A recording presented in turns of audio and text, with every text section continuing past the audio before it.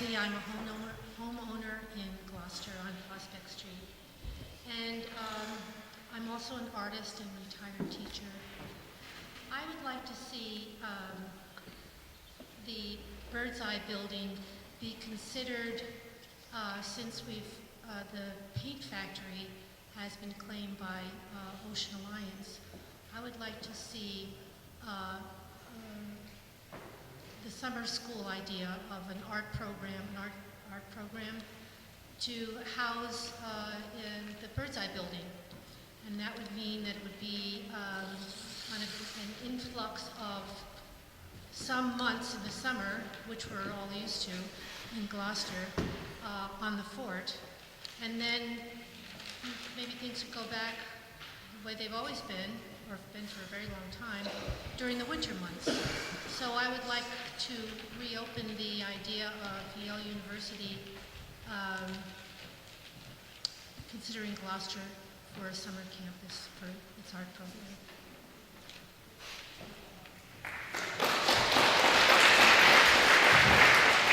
Good evening, I'm Maggie Rosa, 26 Fort Hill Avenue.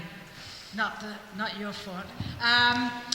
I didn't come to last week's meeting, so I apologize if what I have to say has been stated by others last week.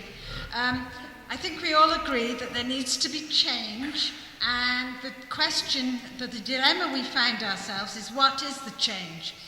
And I was struck actually by the Mayor and Community Development Director's little speeches right now, because I got a different impression. The Mayor is talking about rezoning, and yet Sarah tended to focus on the hotel. And one of the reasons that she focused on the hotel was that, I'm not quoting you exactly, but it was that there have been no takers for business opportunities. And so I would actually question the amount of effort that has been put into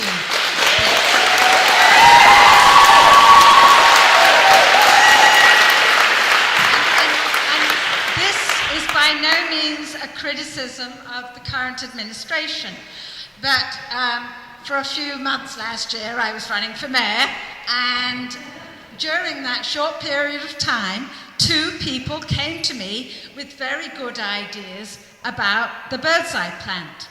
One was fantastic, and I leapt upon it in my campaign speeches, and that was to develop a biotech training center down there to fulfill a need in the Massachusetts biotech industry. And then we were a little concerned, and the idea developed. It's taken flight under Lynn Klutz, and I think the Mayor's also working on it with Ron Gary, about a biotech training facility, which would, if everything came to pass, provide a great need in Gloucester. That is, jobs for our youth, the people that we're really concerned about, because that's what we want. We want to maintain people, to keep the kids having good jobs in Gloucester. So I would like to see more of an effort, and I don't know whether this has to take place after or during the process of rezoning. I leave that to you guys.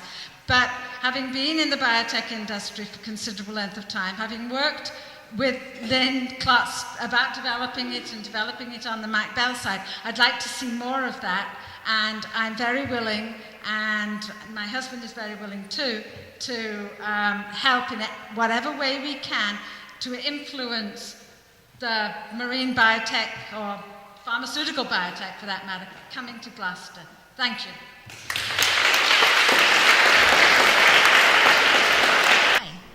I love the idea of biotech. I just want to say one thing to that point, though, because I hear all the time that the city doesn't go out and look for investors or for the right kinds of investment. And I'm not defending myself because I haven't been here very long.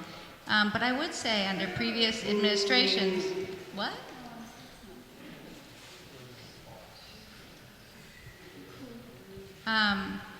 we've built out the whole Blackburn Industrial Park. We've built, I think, a total of 3, maybe 4 phases.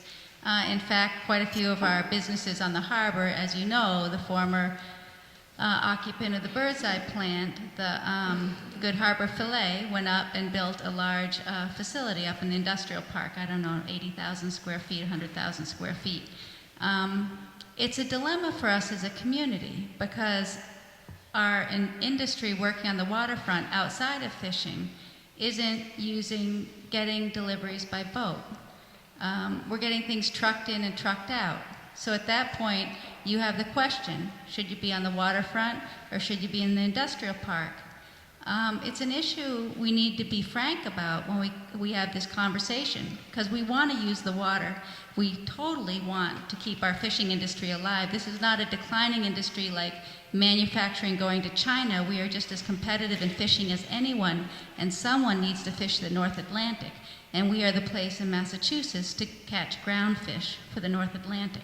So there's no question about preserving that and that being an essential part of our harbor. The question is, the other kinds of industry you're drawing in, are they using the water? Are they coming out by boat? Are they delivering by boat? How do you increase those uses? So I put that out there because I think it's a very important part of how we relate to our harbor.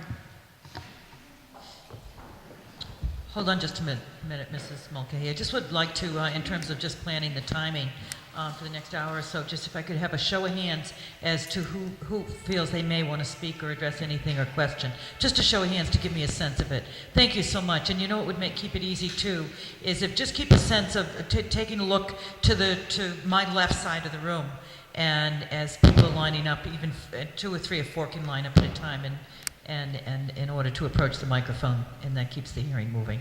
Thank you so much. Mrs. Mulcahy, go ahead. My name is Ann Mulcahy. I've lived in the fort for 22 years, and I'm a renter and caretaker of the building I'm in. I'm kind of disappointed tonight because all I've heard about actually is the industry. There are 76 residents there in the fort, and we don't have any rights at all. 0. About 10 years ago or so, it was rezoned for industrial. It was a big mistake, and everybody realized it afterwards because they were misinformed, and they voted in the wrong direction, and we all got screwed. And we've been paying for it ever since. So we have had absolutely no life. And quality of life down there isn't because of music or any, boat goes by that has music on it or anything like that. It is the non-sleeping at night. It is the odors. Odors are horrendous. There's just so many things that go on, and you don't realize it until you listen to everybody, all the residents that have these problems, that it's day and night, year after year after year. And eventually, that anger builds up into you, so that when a situation like this comes along, that we have to vent, and we have problems, and no one listens to us. And the problems are, a lot of them are so easily fixable if the city would just listen to us. And they haven't. You talk about tallies on the corner. All right, so they double park. We almost have collisions, head-on collisions, and it's always going to be our fault if we run into somebody. You have people double parked on Commercial Street. You come around the corner, you're facing a truck. So whose problem is this? We have insurance problems if we have an accident. I mean, forget about the bodily injury. But we have problems every day, and nothing is ever addressed. And if we can get some of these problems fixed, and they're fixable, easily fixable problems, and if those things can be fixed, I think part of our ire would come down to a level that's manageable, so that we're thinking better about what we want. And as far as, we need resident parking, because everybody comes into the neighborhood, parks, and we have no place to park. I have to park in front of my house, get a ticket until somebody moves so I can go park. And this is ridiculous, and this, we can't get plowed properly because we have no places to park. And we have a lousy plow person anyway, a really have fights with him every winter, but that's beside the point.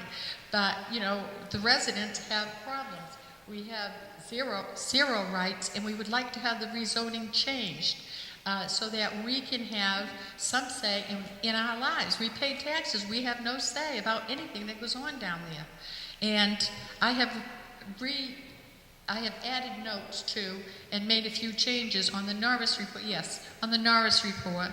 And I have submitted it to the committees. And one of the things that I really have been worried about is the concept of dwellings, which could include condominiums. And as far as we're all concerned, we do not want condominiums of any kind in the neighborhood. So you could have a penthouse apartment. If you have a hotel, you would have penthouse apartments. It would be more profitable for a hotel to have a penthouse apartment than a one payment of a condominium when you would have a year-round payments for penthouse apartments. And, you know, I'm not for a hotel. I don't care what goes in there, actually, as long as it can fit with what we are doing, the way we live. The building is an eyesore. It needs to be replaced with something that's viable to the community, to the neighborhood. And we're all really concerned about these things. And if you do have this, all of you have this? Yes, okay. And there are a number of things that need to be fixed. And if these things can be fixed, we will have a better living down there. And if we can get the zoning changed to a better mixed use rather than strictly industrial, the problem is right now, because it's industrial, I'm looking out at 2 huge green cylinders that have blocked my view of the whole city. I'm on the 2nd floor, and it goes past to the 3rd floor. Now, they have to do their business, and they have to expand, and I understand it, because I work in the fishing business, and I know what they have to do to survive. So I know these things have to be done.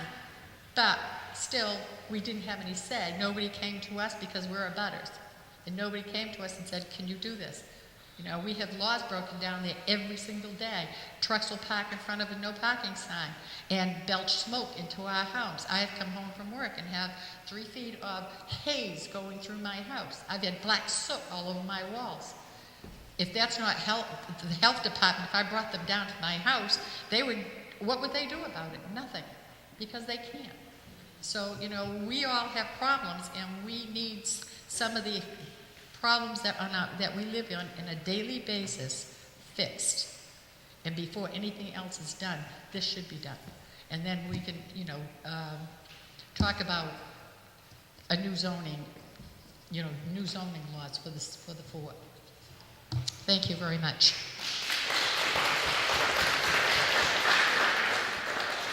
Oh, Mr. Costello, I'm sorry. My name's Mike Costello. I'm the director of the Chamber of Commerce. As Mac said earlier, the Chamber has coordinated meetings with waterfront property owners for about the last 2 years, mainly in the DPA area of the harbor. And our conclusion reached over time. It started right at the beginning, but it's clear that not much has changed in those 2 years. The waterfront is in crisis. The only reason I got up to speak, I guess, is because I heard a previous speaker talking about, no, this is not the case. And I can only speak for the business people who I represent. They have been faced with a problem over the course of the last decade, going back even further, of investments that have not paid off, undercapitalization, underused property, a fishing industry which has been in decline. The decline, anybody can document.